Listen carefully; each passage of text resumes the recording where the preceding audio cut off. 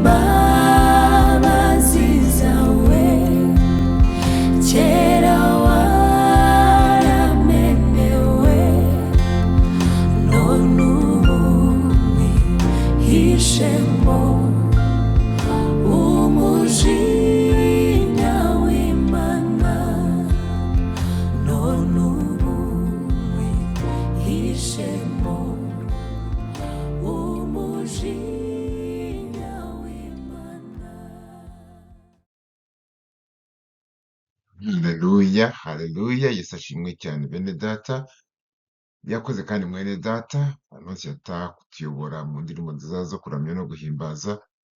Imana imuhe umugisha muri iki gitondo. Ndashimira Imana yongeye kuduha amahirwe yo kongera guhura muri kino gitondo kandi kugira ngo dukomeze gusangira ijambo ryayo ry'uyu munsi. Ndongera gushimira n'ubuyobozi bw'umurimo Minisiteri y'Igicaniro bwongeye kumpa uyu mwanya wo gusangira namwe iby'Imana yashyize ku mutima.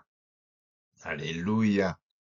Rero twatangiye turebera hamwe ijambo ryo mu gitabo mu rwandiko rwa mbere rw'Abakorinto igice cya 3, aho Pawulo yibutsaga itorero ry'i Korinto, yabibutsaga kandi natwe twibutsa yibutsa itorero ryose rya Kristo ku isi uko tugomba gukura mu buryo bw'umwuka, tukareka kwicamwo ibice, ntitwubake ku bantu ahubwo tukubaka ubuzima bwacu kuri Kristo wenyine kuko ari we rufatiro rutanyeganyezwa. Amen, amen.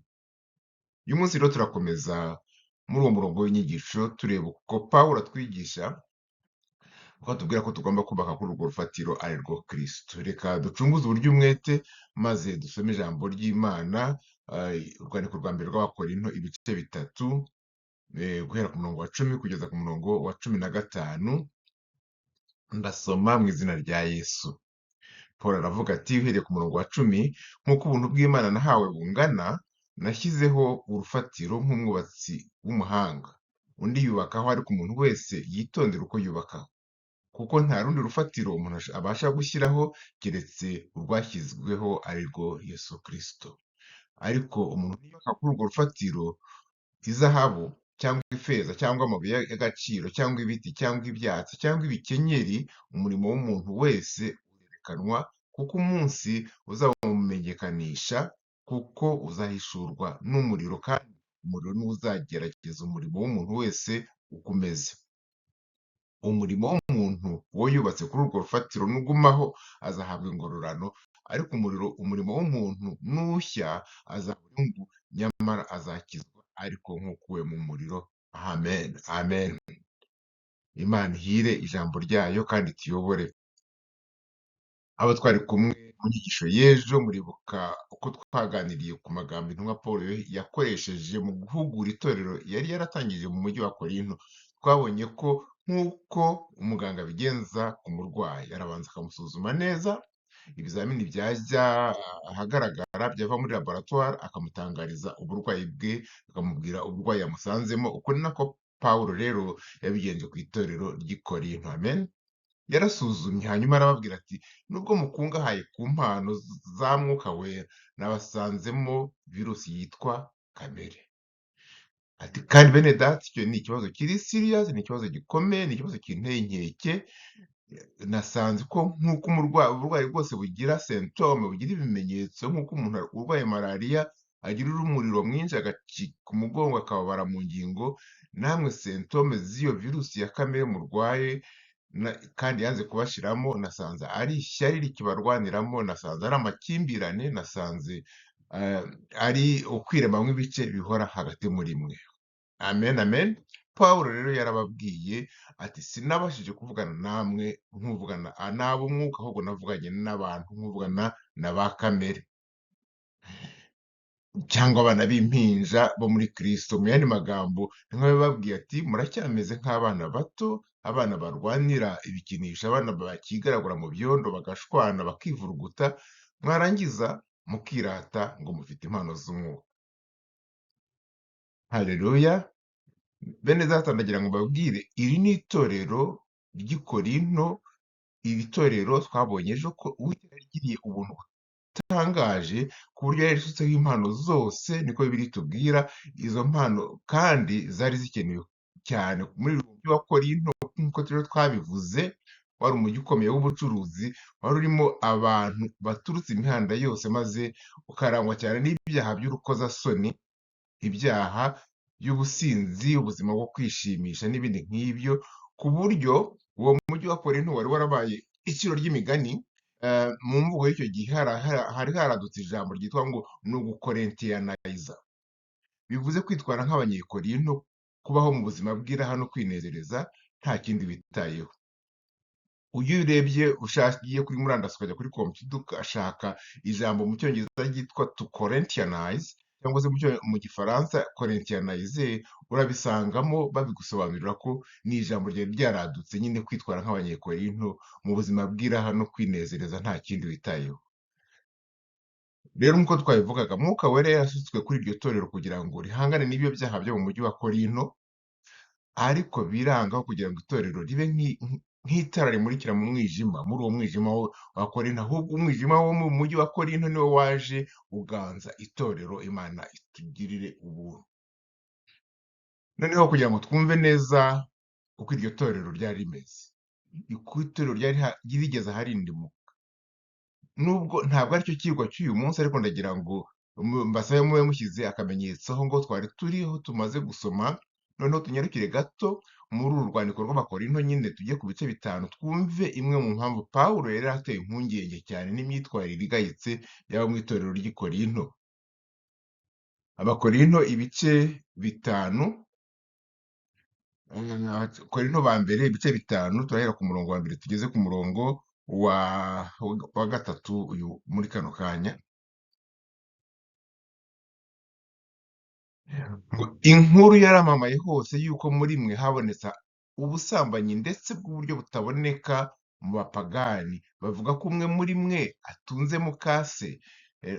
Ni ukuvuga muri Bibiliya yeraho haravuga ngo umuntu kwenda mukase.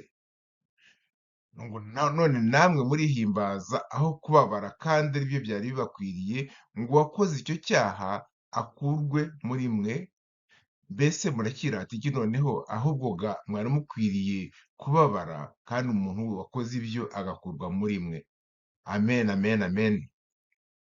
Bene data, nagira ngo mbabaze niba icyo mutekereza kuri iri torero ryarimo umuntu wari ukoraga bene ibyo byaha byo gutunga mukase, ni ukuvuga umugore wa se, wenda niba nyina atarakiriho cyangwa niba yari abatunze bombi, atunze nyina agatunga n'uwo mukase, ntabwo tubizi, ariko Uwiteka yari yaragiriye ubuntu itorero. Ese iri torero koko, iri torero mwamenye ryari rikijijwe cyangwa ridakijijwe? Amen, amen. Rero bene data, icyo twavugaga kuri iyi nkuru ni uko ntimuhite munsubiza kuri iki kibazo, ariko mubitekerezeho, umwanya nuboneka ubwo ngubwo dushobora kuzabiganiraho, turebe niba umuntu witwara gutyo aba akijijwe cyangwa niba adakijijwe, cyangwa niba aba azarimbuka mu muriro w'iteka. Yashimwe cyane. Ikigaragara hano muri iri torero rero ni uko harimo indwara ikomeye, harimo indwara ubundi isanzwe iboneka igaragara mu bantu bo mu isi, none iyo ndwara ikaba irimo no kuboneka mu itorero. Aho niho Paul yahereye abwira aba bakristo bo mu itorero ryo mu Korinto, kandi anabwira itorero ryose rya Kristo ku isi, natwe atubwira nyine ko ubuzima n'imyitwarire yo mu isi twavuyemo ntabwo igomba kudukurikirana mu itorero. Amen. Nicyo gituma Pawulo akomeza atubwira ariya magambo akomeye ati, nk'uko ubuntu bw'Imana nahawe bungana, nashyizeho urufatiro nk'umwubatsi w'umuhanga, undi yubakaho. Haleluya. Nshima nkunda ukuntu Pawulo ahora iteka akoresha amagambo yo guca bugufi. Ntabwo yashatse kwishongora nk'aba mwami Nabukadineza w'i Babuloni, igihe yagendagendaga ku gisenge cy'ingoro ye y'i Babuloni, ngo yaragiye maze aragenda areba Babuloni ye yiyubakiye, maze aravuga ngo iyi Babuloni niyubakiye rwose, ngiyi Babuloni y'umurwa wanjye ntureho, nahubakishije imbaraga z'amaboko yanjye kugira ngo mpeshe icyubahiro, heshe n'ubwami bwanjye icyubahiro. ariko Paul we si uko. Paul aratubwira ati iri torero ntabwo ryatangiye kubw'imbaraga zanjye, ntabwo ryatangiye kubera ko ndi umunyabwenge. kandi mbabwire bene data, Pawulo yari umunyabwenge, yari yabaye umufarisayo. Abafarisayo rero babaga bari abantu bize cyane, tora y'amategeko y'abayuda barayaminujemo, rwari urwego rwo hejuru muri Isirayeli. Ariko ntabwo ari ukubera ubwenge bwanjye kurusha abandi, ibyo nakoze byose mbikesha ubuntu nagiriwe n'Imana, maze nshoboza gushyiraho urufatiro rukwiriye rw'itorero, kandi urwo rufatiro ni Kristo Yesu. Amen. Arimo kwigereranya kandi nk'umwenjeniyeri kabuhariwe ukorera umubosi ushaka kubaka igorofa ahantu wenda hagoranye cyane nko mu mazi, mu gishanga, ahantu hari umucanga usukuma. Uko enjeniyeri abigenza, arabanza akitonda, agateganya, agakora imibare, akareba uko azabanza gukamya amazi muri icyo gishanga, uko azacukura mu bujyakuzimu amatoni ya sima n'ibyuma azakoresha, ubwoko bw'umucanga azavangira n'iyo sima. Ibyo byose bisaba ubumenyi n'ubuhanga. Ariko ukuntu azubaka, plan y'icyo azubakaho iyo nzu, enjeniyeri ariwe Paul ayihabwa n'Uwiteka, ariwe bosi, ariwe nyir'inzu. Ibikoresho azakoresha bigurwa na bosi Uwiteka, n'ubwenge bwo gukoresha mu gushyiraho iyo fondasiyo, urwo rufatiro butangwa na bosi. Urufatiro iyo rumaze kujyaho ntabwo ruba ari urwa enjiniya, ruba ari urwa tajiri wamuhaye amafaranga, wamushinze uwo murimo. Ubu tajiri bosi ni umwami w'abami, ni umutware utwara abatware, niwe umwami wacu Yesu Kristo. Haleluya. Uwiteka niwe nyir'itorero, naho Pawulo niwe mukozi w'umuhanga, ni enjiniya, nta kindi. Imana ishimwe cyane. Pawulo ahita akurikizaho amagambo akomeye ameze nko ku cy'iteka ridasubirwaho, mbese ridashobora no kongera kugirwaho impaka, ati nta rundi rufatiro umuntu abasha gushyiraho keretse urwo nashyizeho, ari rwo Yesu Kristo. Amen, amen. Kuri Kristo niho inyubako yacu y'agakiza kacu igomba guhagarara. Agakiza kacu ntabwo gahagaze ku bikorwa twakoze, ku mirimo twakoze, ku ntwererano twatanze kugira ngo itorero ryubake, urusengero rwubake. Agakiza kacu, amen, gashingiye ku kuba, nta nubwo gashingiye ku kuba wenda umuntu azinduka akajya gukora imirimo mu rusengero mbere y'uko abandi bakristo bahagera, kujya gutunganya ku ruhimbi, gutunganya mu bwiherero. Ibyo ntabwo ari bibi, ahubwo ni byiza cyane. Ni ibikorwa bigaragaza ko abakristo barimo gukura, ko barimo kugira ishyaka ry'umurimo, ariko ntabwo aribyo bitanga agakiza. Bigaragaza agakiza kacu, ariko ntabwo aribyo bitanga agakiza. Agakiza ntabwo gashingiye ku mihango n'imiziririzo runaka. Amen. Ntabwo gashingiye ku kuntu turamya. Ntabwo uzabona umuntu aramya azamuye amaboko cyane, yahumirije amaso, wenda n'amarira ari gushoka ku matama, ngo ibyo bikubwire ko wenda ariyo mpamvu yakijijwe. Twubatse agakiza kacu kuri Yesu Kristo. Imana ishimwe cyane. Mu rwandiko rwa Pawulo yandikiye Abakorinto, ibice 2, umurongo wa 8 kugeza ku murongo wa 9, niho avuga ati, kuva ku murongo wa 8 kugeza ku murongo wa 9, yego turahasoma, mwakijijwe n'ubuntu kubwo kwizera. Ntibyavuye kuri mwe, ahubwo ni impano y'Imana. Ntibyavuye ku mirimo, kugira ngo hatagira uwirarira. Amen, amen. Imirimo myiza ni ingenzi, ariko imirimo myiza ni imbuto zigaragaza agakiza, ntabwo arizo soko y'agakiza. Aho mariye kuza mu gakiza, hari umusore twakoranaga, aho arambaza ngo nzakizwa ryari, yari mu idini ry'Abadivantisite. Noneho umunsi umwe maze kwakira agakiza, nanjye ndamubwira nti nanjye ubu ngubu ngiye gusenga. Nsigaye nsenga, ndetse mubwira n'aho nsengera. Maze mubwiye aho nsengera, arambwira ati yo, usigaye usengera mu barokore? Pole sana. Nyine nagize ngo agiye kwishima, ariko reka da, arabisuzugura cyane. Ati aho hantu abagiye gusengera, nanjye nagize kujya kuhasengera. Ntabwo byamfashije na gato. Njye narahageze nsanga ari akajagari, nsanga abapasitori bicaranye n'abakristo, aho kwicara imbere ku ruhimbi, kubera ko uriya pasitori ni uwera, niko yambwiraga. Abapasitori barera cyane, ntabwo ugomba kwivanga n'abatera n'abatejejwe, kandi bari bubagaburire ibyera, bategereje kujya kubagaburira ijambo ry'Imana ryera. noneho ndetse yongeraho ko abapasiteri ubundi bagomba kwinjira nyuma, abandi bakaba bicaye nk'uko abamarive babigenza, abakristo bagahaguruka bakubaha abapasiteri uko binjiye, bakaririmba ndetse indirimbo bakunze kuririmba ivuga ngo dushime nyir'umugisha, ivuga ngo dushime nyir'umugisha, tumushime hasi twese, nabo mu ijuru dushime, data umwana umwuka wera, amen. Nuko naho abantu bashobora, umuntu agahera kuri ibyo ku mihango igenda mu idini ryabo, mu rusengero rwabo, ngo uwo muhango niba abandi batawukora, ubwo nuko bitagaragaza ko bakijijwe, nta nubwo hagera ngo ufashwe, kuko baba ako kantu kaba kabujijwe, kabuze. Ariko ijambo ry'Imana ryatubwiye ngo twakijijwe n'ubuntu kubwo kwizera Kristo, ntabwo byakomotse kuri twe, ni impano y'Imana, ntabwo byakomotse ku bikorwa byacu bindi, kugira ngo hatazagira umuntu uza akirata ngo narasenze cyane we, nkiri umupagani nageze aho ndasenga numva ndasenze, noneho Imana iraza iransanga. Reka da, Imana iragusanga ukabona agakiza, noneho ukabona gusenga. Gukizwa ni ubuntu, kuko hari uwo mwanganyije ubwenge, munganya ubwenge, mwumvise ikibwirizwa kimwe, wowe urafashwa, we ntiyafashwe, kubera ko Imana yakugiriye ubuntu, umutima wawe ukoroha, Mwuka Wera akawusura, Yesu akaza akaguturamo. Amen, amen. Kuko turi abo Imana yaremye. Iyo tumaze gukizwa, ijambo ry'Imana riratubwira ngo kuko turi abo yaremye, turemeye imirimo myiza muri Yesu Kristo, iyo Imana yateguriye kera kugira ngo tuyigenderemo. Nibyo tubona abari kuri ekara, mushobora kubona hano kuri ayo magambo nyine, ni Abefeso ibice 2 ku murongo wa 10.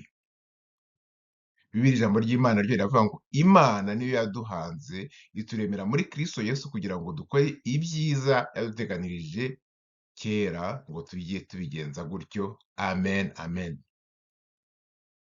Bisobanuye rero iki? Bisobanuye ko izindi mfatiro zose zitari Yesu Kristo, namwe murabizi, zigeraho zigasaza, zigeraho zigaserebera, zikageraho zikagimba, zigeraho zikarwara, zigeraho zigahomboka, kandi waba warubatse kuri bene urwo rufatiro rwahombotse ugahombokana narwo. Amen. Ushobora kubaka ku rufatiro rw'akazi keza, ukasenga Imana kubera ko yaguhaye ako kazi. Ako kazi rwose ni byiza kwishima Imana, ariko igihe ka kazi kagenze nabi, ako kazi wari wizeye kugira ngo Imana nzagumaho ningumana n'aka kazi, ntumenye ko Imana itanga ishobora no kwisubiza. Erega niko bigenda. Wizera ubutunzi, ukizera inka, ukizera amasambu, ukizera amakashi, ukizera ibindi byose, ariko depression ikaza, inflation ikaza, inkanga ikaza igatwara isambu, umuryamo ikaza igatwara inka, ibintu bikayoyoka, intambara ikaza igahitana ya mazu yawe. Ushobora kwizera afite icyubahiro, uriya munyacyubahiro, nziranye n'umuntu ukomeye kanaka, nziranye na minisitiri runaka, na afande kanaka, na directeur general w'isosiyete runaka, bigahinduka pe, ugasanga murisanze hamwe mwese, wenda murimo munihisha, mubunze ahantu. Wubaka ku bwenge bwo kuri iyi si, information technology ikaza ikabisindura ubusa, bukagusimbura pe, bwa bwenge bwawe ugasanga ni bure, ni zero, bigatakaza agaciro kabwo. Kristo wenyine niwe byiringiro bizima, bene data. Amen. Nkunda bene data hano ku gicaniro, iyo mujya musenga maze mukita umwami wacu amazina meza, amazina akomeye, amazina mu icyubahiro, yandi musenga muvuga muti Yesu Kristo umwami wacu, risambu itarumbira, igiti cy'inganzamarumbu, n'amazina meza yandi. Njya nicuza kuba ntarabaye igihe kinini mu matorero avuga ikinyarwanda, kugira ngo mbashe kumenya amazina nk'ayo ngayo, utwo tubyiniriro twita umwami wacu. Imana ishimwe cyane. Ijambo ry'Imana rirambwira mu butumwa bwiza bwa Yohana igice cya mbere kuva ku murongo wa 9 kugeza ku murongo wa 12. Ntabwo biri hano kuri ekara, mumbabarire. ngo Kristo, uwo Kristo jambo w'Imana niwe mucyo nyakuri kandi yaje mu isi kugira ngo amurikire umuntu wese. Yari mu isi ndetse niwe wayiremye, nyamara ab'isi ntibamumenye. Yaje mu bye, ariko abe ntibamwemera ngo bamwakire. Icyakora abamwemeye bose bakizera izina rye, yabahaye ubushobozi bwo kuba abana b'Imana. Haleluya! Aya magambo ndayakunda cyane. Umurongo wa 13 ngo abo bamwemeye bakamwakira, abo bitwa abana b'Imana, bisobanuye ko bataba bakiri ababyawe mu buryo busanzwe, ntabwo baba bakiri ababyawe n'amaraso cyangwa n'ubushake bw'umubiri cyangwa n'ubushake bw'umugabo, ahubwo babyawe n'Imana. None ijambo ry'Imana rirongera rikatubwira mu Baroma ibice 10 ku murongo wa 9 ngo niwatuza akanwa kawe, niwatuza akanwa kawe ko Yesu ari umwami, ukizera mu mutima wawe yuko Imana yamuzuye, uzakizwa, kuko umutima ari wo umuntu yizeza akabarwaho gukiranuka, kandi akanwa akaba ariko yatuza agakizwa. Kuko ibyanditswe bivuga biti umwizera wese ntazakorwa n'isoni. Nuko rero mwene data, wubatse ku rufatiro kubera ko watuje akanwa kawe yuko Yesu ari umwami, kandi ukizera mu mutima wawe yuko Imana yamuzuye. Niyo mpamvu uyu munsi ubarirwa mu bana b'Imana. Urahirwa kuko ufite ubugingo buhoraho kandi wubatse ku rutare. Wubatse ku rutare rufatiro, ari we Paul atubwira ko ari Yesu Kristo. Ariko nanone Pawulo arakomeza akatubwira ati uko umuntu wese yubatse yitondera uko yubaka, ko yubaka kuri urwo rufatiro, kuko nta rundi rufatiro umuntu abasha gushyiraho keretse urwashyizweho ari rwo Yesu Kristo. Ariko umuntu niyubaka kuri urwo rufatiro akubakishaho izahabu cyangwa ifeza cyangwa amabuye y'igiciro cyangwa ibiti cyangwa ibyatsi cyangwa ibikenyeri, umurimo w'umuntu wese uzerekanwa, kuko umunsi uzawumenyekanisha, kuko uzahishurwa n'umuriro, kandi umuriro niwo uzagerageza umurimo w'umuntu wese uko umeze. Umurimo w'umuntu uwo yubatse kuri urwo rufatiro, uwo murimo wubatse kuri urwo rufatiro nugumaho uzahabwa ingororano, ariko umurimo w'umuntu nushya azabura inyungu, nyamara ubwe azakizwa, ariko akizwe nk'ukuwe mu muriro. Amen. Aya ni amagambo akomeye dukeneye gusobanura hano. Twese dushobora kuba dufite urufatiro rumwe, twese dushobora kuba twarabonye agakiza tukakabonera ku buntu duhejejwe no kwizera, ariko uburyo twubaka ku rufatiro ako gakiza biratandukanye. Sibyo bene data? Amen.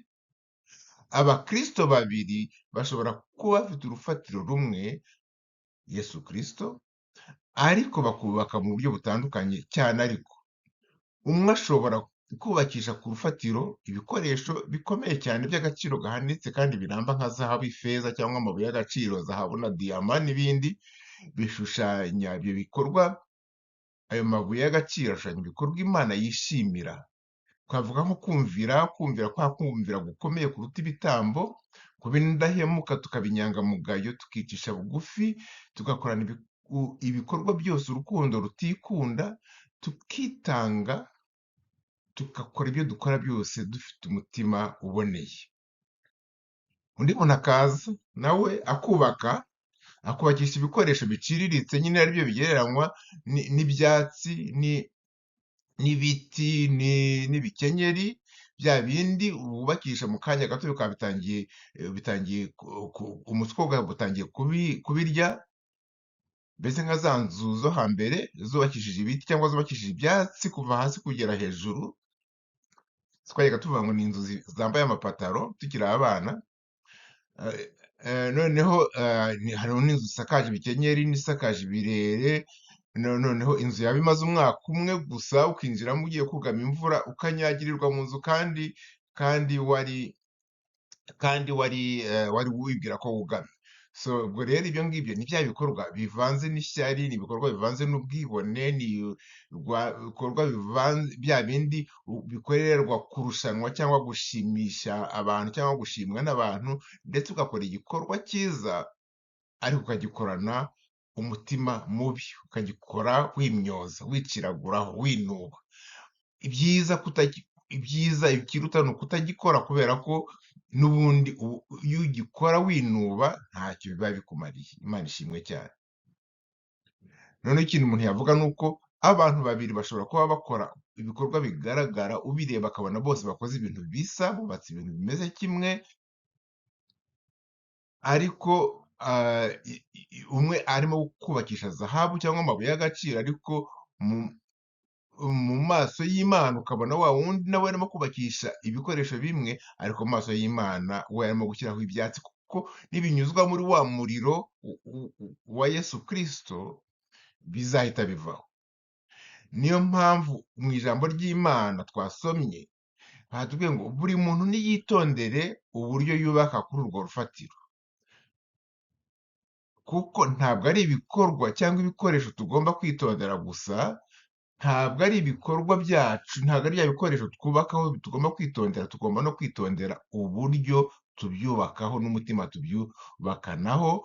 Ni nk'umuntu wafata urugero rw'abakristo babiri bagiye gutanga ituro, bose bagatanga amadolari angana, bose bagatanga tuvuge amadolari 100 cyangwa 200, ariko umwe akaritanga ari ukugira ngo wenda babone ko nawe yagiye hariya imbere gushyira muri ka kebo agakoramo, ariko mu by'ukuri asigara yivuga ati amadolari yanjye ntanze buriya nari kuzayaguramo agashati keza cyangwa se agakanzu keza.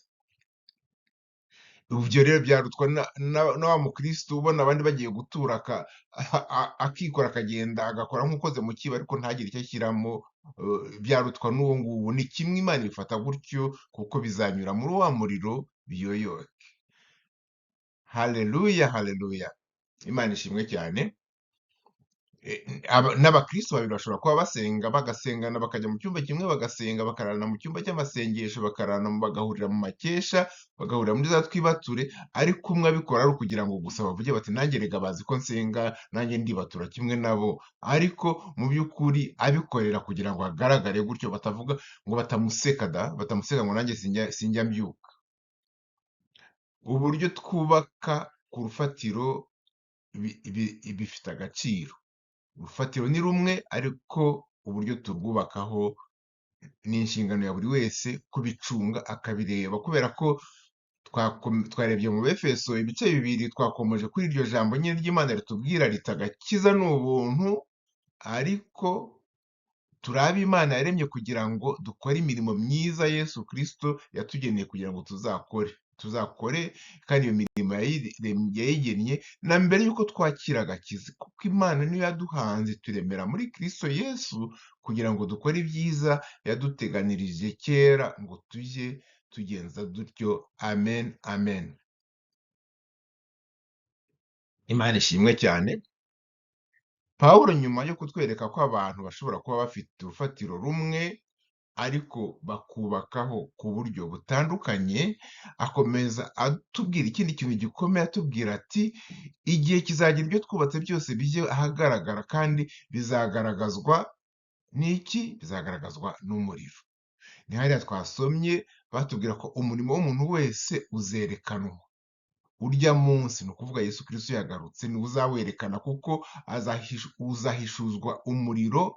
Uwo murimo w'umuntu uzahishuzwa umuriro, akaba ari wo kandi uzagerageza umurimo w'umuntu wese. Rimwe na rimwe Bibiliya yera irandika, ariko ukumva bidasobanutse neza, ikoresha ikinyarwanda gikomeye. Niyo mpamvu nkunda hari verisiyo ya Bibiliya yitwa Bibiliya ijambo ry'Imana, iravuga ngo uko byaba kose ibikorwa bya buri muntu bizashyirwa ahagaragara ku munsi Imana izaciraho imanza. Kuri uwo munsi bizamenyekana, birangwa n'umuriro. Umuriro ni nawo uzasuzuma akamaro k'ibikorwa bya buri muntu. Ndagira ngo twumve neza icyo Pawulo ashaka kuvuga. Icya mbere, uwo muriro arimo avuga hano ntabwo ari umuriro utazima wo kurimbura umukristo, kubera ko abari muri Kristo Yesu turabizi, Abaroma 8, abari muri Kristo Yesu nta teka bazacirwaho. Niba bubatse ku rufatiro nta teka uzacirwaho, ariko ibikorwa byawe byo siko bimeze. Amen. Amakamba yawe siko bimeze. Umuriro uvugwa hano ntabwo ari umuriro wo guhana abanyabyaha, ni umuriro wo kugaragaza ukuri, ni umuriro w'ubwiza bw'Umwami wacu Yesu Kristo ubwo azahinguka mu bwiza bwe tunamusanganira, ariko hariho uzamusanganira agasanga yipfumbase nta mirimo yamuherekeje, kuko ubwiza bwe buhishura byose ntacyo busiga mu mwijima. Ubwiza bwa Kristo buzatandukanya ibyo twakoze bifite agaciro n'ibyo twakoze by'imfabusa. Imana ishimwe cyane. Ni umuriro wo gutandukanya rero iby'agaciro n'iby'imfabusa. Umurimo w'umuntu wubatse kuri urwo rufatiro nugumaho azahabwa ingororano. Mu yandi magambo, umuntu azahembwa niba ibikorwa bye birokotse uwo muriro, ubwo bwiza bwa Kristo. Ariko umurimo nushya azabura inyungu, nyamara ubwe azakizwa ariko nk'ukuwe mu muriro. Azakizwa ariko ameze nk'ukuwe mu muriro. Amen, amen.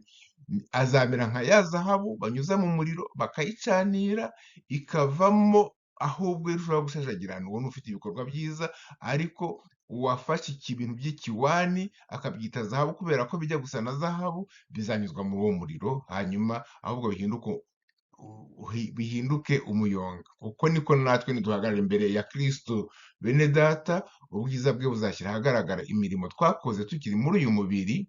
Ubwiza bwe buzagaragaza nk'urugero icyo twari dushyize imbere, impamvu twakoze biriya na biriya igihe twitangaga tubyita ko ari ibikorwa byiza. Ubwiza bwe buzashyira ahagaragara niba uko ibyo twakoraga twarabikoranaga umurava ukwiriye, tutimyoza, tuticiraguraho. Amen. Ubwiza bwa Kristo buzagaragaza niba hari izindi nyungu zacu bwite umuntu twabaga tugambiriye, ariko tukabyita ko turimo gukorera Imana.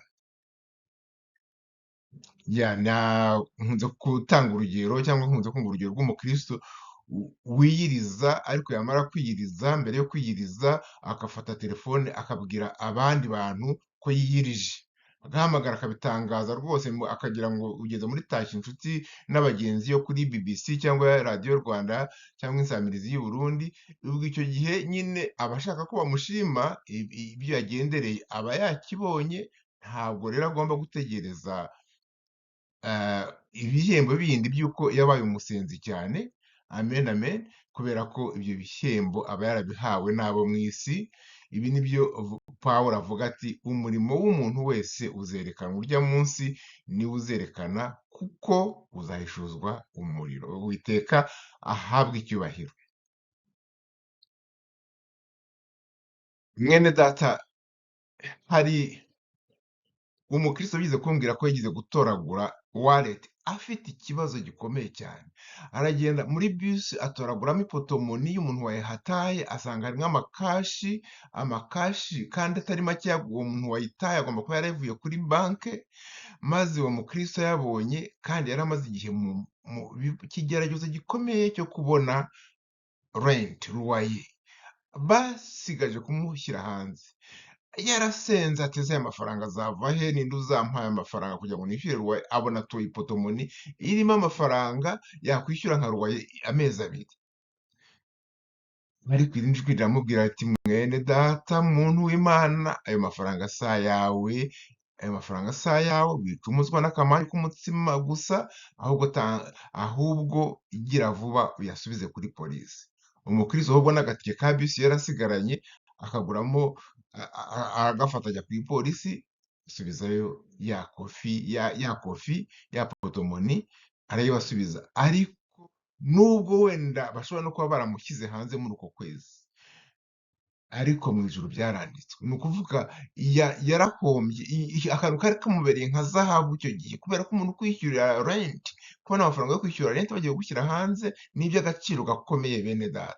Ariko ibyo arabyanga, yanga gucumuzwa n'akamanyu k'umutsima, aragenda atanga ahubwo n'udufaranga duke yari asigaranye, asubiza abantu bene byo, asubiza bene byo iyo potomoni. Hari igihe igitotsi kiryoha pe, saa 9 z'ijoro, kandi wiyemeje wasezeraniye Imana ko uri bubyuke ukabonana n'Imana, ugashaka mu maso y'Imana, ukigomwa ugakomboka, ugasohoka gahoro, ntihagire n'uwo muryamanye ntamenye ko uri gusenga, ukajya mu kindi cyumba ukiherera, ugasengera abami n'abatware, ugasengera abashomeri, ugasengera abo uzi n'abo utazi. ugasengera abarwayi, ugasengera ingo, ugasengera senakuzi na nyiranaka utazi, ukabikora nta kindi witayeho, ari uko ushaka gusa kuvugana n'Imana yawe, ukayereka ibibazo, ari ibikuremereye ku giti cyawe, ari n'ibiremereye abandi. Hari umukristo mwene data nzi, iyo tugeze mu itorero ryacu hagize umuntu mushyashya uza, akaza aturutse wenda mu gihugu cyo hanze, akazana na famiye ye, iteka aragenda agashaka ibintu agateka, akabashyira, akabakira akoresheje imodoka ye, nta esanse, ntawe umwishyura esanse, nta n'ubimenya ko ibyo yabikoze, wenda uretse muhuriye ahantu cyangwa se ukumva wa muntu yabikoreye arimo aramushima, uwo muntu ingororano ze, ibyo ngibyo akora uyu munsi bizanyuzwa mu muriro, hanyuma ku munsi w'amateka, ku munsi umwami wacu yagarutse, ahuriye nabyo bimutange mu ijuru. Ugira neza ikagutanga imbere, nk'uko bakunze kuvuga. Imana ishimwe cyane. Reka rero dusoze mvuga kuri aya magambo, twese, ngewe namwe bene data, amen, ko iyi jambo ryongere ridutere kwibaza, ryongeye gutera kwibaza ibintu nka bitatu umwami wacu nawe ashaka kutubaza, noneho tugerageze kubisubiza mu mitima yacu twibwije ukuri. Ikibazo cya mbere, mbese aho ntihaba hari ibindi ndimo kubakaho bitari umwami wacu Yesu Kristo? Umugabo wanjye, umugore wanjye, akazi kanjye, bizinesi yanjye, kariyeri yanjye, ibintu nk'ibyo. Ese koko urufatiro rw'ibikorwa byanjye mu buzima bwanjye bw'agakiza ni Kristo, cyangwa bishingiye ku mvugo ngo niko nasanze bigenda, nasanze mama ari we utunganya urusengero, ni umuco w'iwacu w'uko twebwe tugenda tugakubura mu rusengero bakahagera, nanjye niko nabonye mama abigenza, nanjye ndabigenza gutyo. Cyangwa se aho ntitwubakiye ku marangamutima nka wa mukristo wari umugatolika, noneho ariko akumva agifitiye amarangamutima yacu ya Bikira Mariya, kubera ko bamubwiye ko izajya imutera ishaba, niko bavuga. Mu gitondo nubyuka, hari aho iteretse ukabanza ukayireba, ndetse ukanayunamira. Icyo gihe rwose umunsi uzawe uzakugendekera neza, kandi barakubwiye ko ijambo ry'Imana ubundi rivuga ngo kiremera igishushanyo kibajwe, ntukakikubita imbere, ntukacyunamire, ntukagikorere, kuko Uwiteka Imana yawe ndi Imana ikora. Ariko ukumva bitakuvamo kubera ko nta marangamutima yawe. Ibyo byose ni ibyatsi, ni ibikenyeri, birashya iyo umuriro waje, kubera ko ntabwo urimo kubaka imirimo myiza ku rufatiro rwawe washyizeho. Uyu munsi tugomba kwibaza ibikoresho turimo kubakisha ku rufatiro rwacu. Imana ishimwe cyane. Tugomba kwireba mu mutima tukavuga tuti, ngomba kubera izina rya Kristo nubatseho, ngomba kubakishaho izahabu y'ubudahemuka no kwanga umugayo, nkubakishaho ifeza y'ubunyakuri no kwirinda uburiganya, amabuye y'agaciro y'urukundo, kwitangira abandi. Noneho ndeke kubakishaho bya biti by'ubwibone no kwishongora n'akagaye no gusuzugura, ni bya byatsi by'ishyari, kubaka kugira ngo naka yabikoze nayo ngende rushanwe, n'ibikenyeri byo gushaka gushimwa n'abantu. Twibuke ko Imana ireba mu mutima, ireba motive ituma umuntu akora ibintu kuko ibigaragara inyuma nk'aho ari bizima bishobora kuba imbere y'Imana bidashinze imizi muri Kristo, ahubwo bishinze imizi mu nyungu z'umuntu. Niyo mpamvu umunsi w'umwami, haleluya, uzahishura icyo wubatse, kubera ko Yesu Kristo mu byahishuwe igice cya mbere ku murongo wa 14, Yohana yamweretswe, Yohana intumwa ya Yesu Kristo, wa mwigisha yakundaga, yamweretse afite amaso asa n'ibirimi by'umuriro. Bisobanuye ko Yesu Kristo amaso yarakongora, ntacyo atabona, nta kintu na kimwe dushobora guhisha imbere y'amaso ya Kristo, kuko abona ibyo dukora byose n'impamvu ituma tubikora. Uko Yohana yabonye Kristo afite amaso y'umuriro, ni nako umunsi w'umwami uzaba rero. Nta kizakorwa kizihisha imbere y'amaso ye, nta mutima mubi uzihisha mu bikorwa byiza, nta gikorwa cy'ukuri kandi kizashya Imana ishimwe cyane. Nta kintu na kimwe bene data, nta na kintu na kimwe gihishwe imbere y'amaso y'umwami. Twubake ku kuri, twubake ku rukundo, twubake kuri rutare ari we Kristo. Amen, amen. Imana